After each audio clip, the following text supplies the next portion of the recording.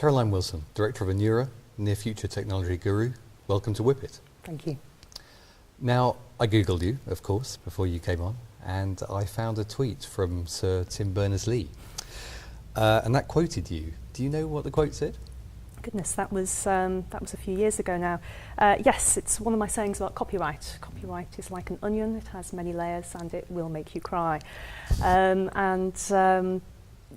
Tim Berners-Lee heard me say that at a conference, I think there are two things about that. First thing was he asked my permission to tweet me, which I regard as very polite and certainly best practice. And the other is, I think, that whether you're a lawyer or non-lawyer, I stand by that statement. Yeah. Copyright's a very complicated thing. Well, it tickled him, and it's true, of course.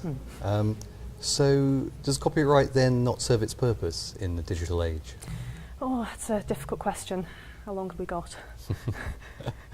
Not hours. Not hours. Okay, I'll keep it short then. I think the answer would be no, from my perspective anyway, for a number of reasons. Reason one, I think, would be that when you look at the history of copyright, when it was originally developed, authors were pro-copyright. Authors like Victor Hugo, Charles Dickens, they were behind copyright. They're actually very active in developing it. I don't think we can say the same today for all authors, and I think that's got to be a concern. The other thing is that copyright, it's a territorial right which attaches to publishing.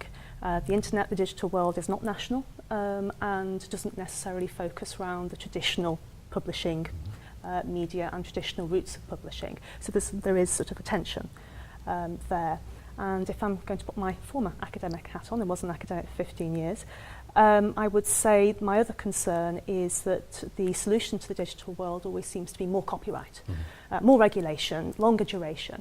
And I think it is time that legislators started thinking about less copyright. More is not necessarily the answer. Yeah. Now, Charles Clarke said famously, of course, the answer is the machine is the machine.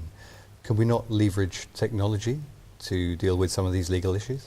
I'm answering no to all your questions so far, aren't I? Sorry about that. My personal opinion is that technology can, of course, help, but technology tends to raise questions rather than answering them. So we're always going to need law. We're always going to need good lawyers. We're always going to need people who are looking at the challenges that new technologies pose. So I think, again, my answer to that would be no. And generally, of course, the technology sands are shifting around IP and IT lawyers the whole time. Do you think we have to be particularly creative to deal with that? I'm not a legal practitioner myself. I'm obviously a consultant and former academic.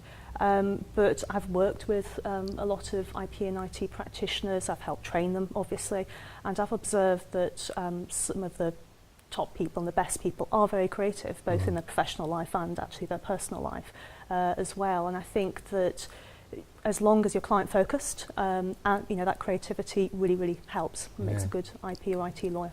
Yeah. And I suppose innovation and creativity have been central to your career, but do you manage to take that outside the career into any outside interests, hobbies perhaps? Very boring hobbies. I play the piano very badly.